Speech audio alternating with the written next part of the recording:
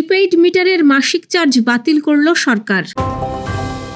সব গণপরিবহনে বসবে GPS tracker, বাসের ভাড়া নির্ধারণ করে দেবে সরকার। 10 জেলায় হামের প্রকোপ, বাড়ছে শিশুর মৃত্যু। এসএসসি পরীক্ষা ঘিরে মাউশির 11 নির্দেশনা, নকল ঠেকাতে কঠোর হুঁশিয়ারি। খুলনা বিভাগের 3টি সহ 11 জেলায় নতুন ডিসি নিয়োগ। ট্রাক চাপায় ম্যানেজার হত্যার ঘটনায় নড়াইলে সব পাম্প একদিন বন্ধ ঘোষণা। ঢাকাসহ সারা দেশে টানা 3 দিন ঝড় ও বজ্রবৃষ্টির আভাস। দর্শক, শুনছিলেন সন্ধ্যার খবরের প্রধান শিরোনাম, এবার বিস্তারিত। তার আগে আমাদের ইউটিউব চ্যানেল সাবস্ক্রাইব করুন এবং সব খবর পেতে ফেসবুক পেজ ফলো করে রাখার পাশাপাশি ওয়েবসাইট ভিজিট করুন। প্রিপেইড মিটারের মাসিক ভাড়া বা মিটার চার্জ বাতিল করার সিদ্ধান্ত নিয়েছে সরকার। আজ এই তথ্য জানিয়েছেন বিদ্যুৎ, জ্বালানি ও খনিজ সম্পদ মন্ত্রী ইকবাল হাসান মাহমুদ টুকু।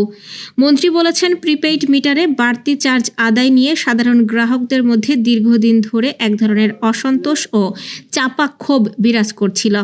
দায়িত্ব নেওয়ার পর থেকেই আমরা পুরো বিষয়টি নিবিড়ভাবে পর্যবেক্ষণ করেছি।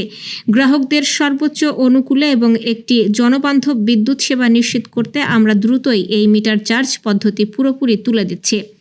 বর্তমানে প্রিপেইড মিটার ব্যবহারকারীদের প্রতি মাসে রিচার্জের সময় একটি নির্দিষ্ট পরিমাণ টাকা মিটার ভাড়া বা রক্ষণাবেক্ষণ চার্জ হিসাবে কেটে নেওয়া হয়। বহু গ্রাহক বছরের পর বছর এই চার্জ দিয়ে আসছেন এবং প্রশ্ন তুলছেন, মিটারের প্রকৃত দাম বহু আগেই উসুল হয়ে যাওয়ার পরও কেন বাড়তি টাকা কাটা হচ্ছে।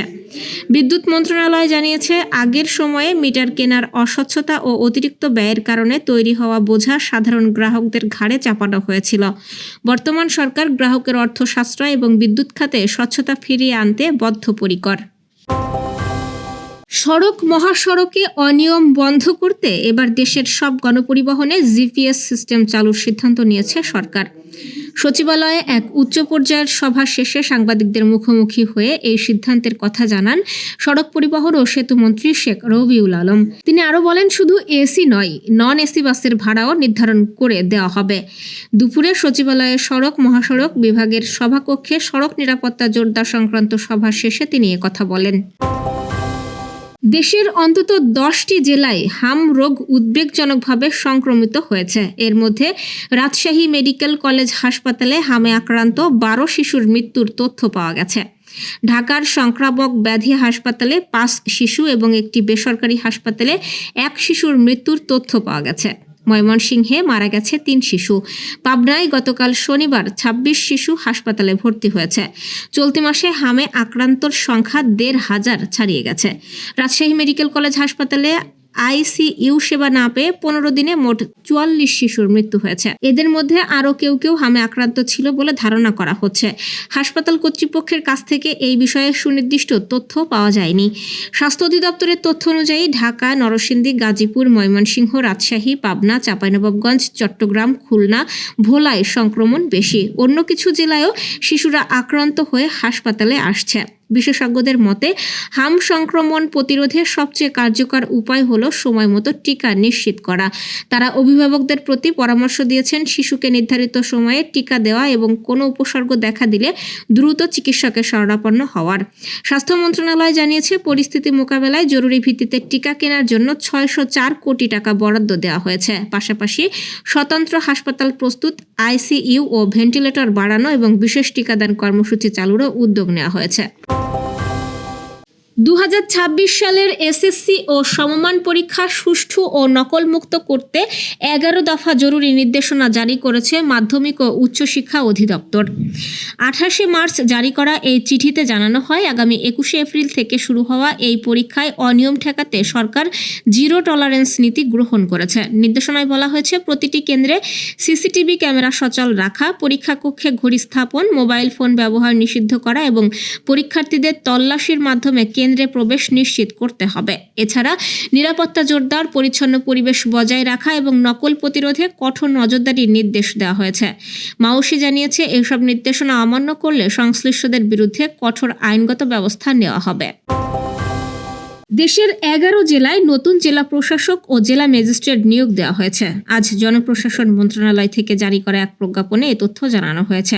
রাষ্ট্রপতির আদেশক্রমে মন্ত্রণালয়ের উপসচিব আমিনুল ইসলাম স্বাক্ষরিত প্রজ্ঞাপনে বিসিএস ক্যাডারের 11 জন কর্মকর্তাকে বিভিন্ন জেলায় বদলি ও পদায়ন করা হয়েছে।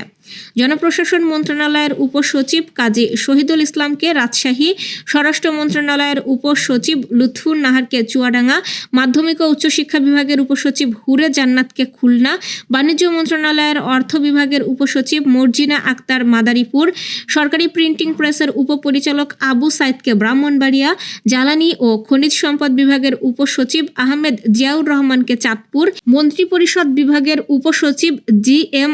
সরফ রাজকে হবিগঞ্জ, শ্রম ও কর্মসংস্থান মন্ত্রণালয়ের উপসচিব ইসরাত জাহানকে নরসিংদী, সংস্কৃতি বিষয়ক মন্ত্রণালয়ের উপসচিব শিল্পী রানী রায়কে মেহেরপুর, বিদ্যুৎ উন্নয়ন বোর্ডের উপসচিব রাশেদুল হক প্রধানকে লালমনিরহাট ও ভূমি ব্যবস্থাপনা অটোমেশন প্রকল্পের উপপরিচালক সানিউল ফেরদৌসকে বান্দরবানের জেলা প্রশাসক পদে নিয়োগ দেওয়া হয়েছে। প্রজ্ঞাপনে বলা হয়েছে, নতুন দায়িত্বপ্রাপ্ত কর্মকর্তারা তাদের নিজ নিজ জেলায় জেলা প্রশাসক ও জেলা ম্যাজিস্ট্রেট হিসেবে দায়িত্ব পালন করবেন। সংশ্লিষ্ট মন্ত্রণালয়, বিভাগ এবং জেলা প্রশাসনকে এই আদেশের অনুলিপি প্রদান করে প্রয়োজনীয় ব্যবস্থা গ্রহণের অনুরোধ জানানো হয়েছে।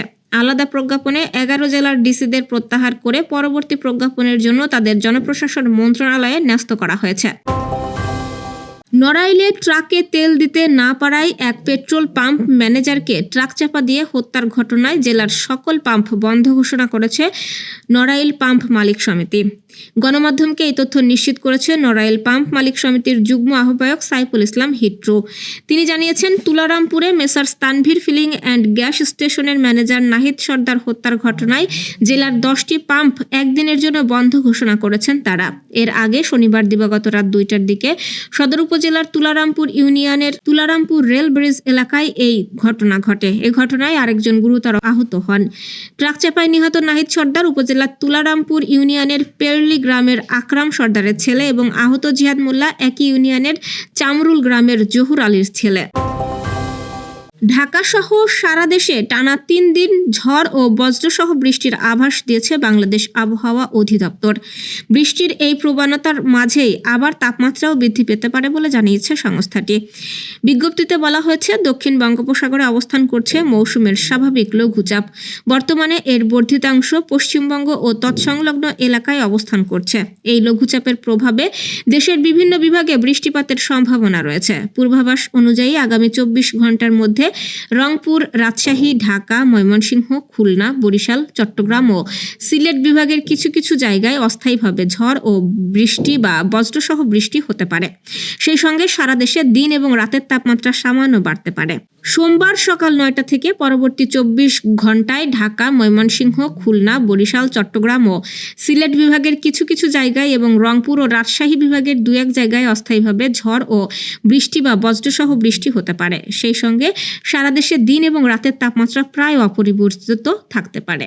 দর্শক, এ ছিল সন্ধ্যার আয়োজন। রাতের খবর দেখার আমন্ত্রণ রইল।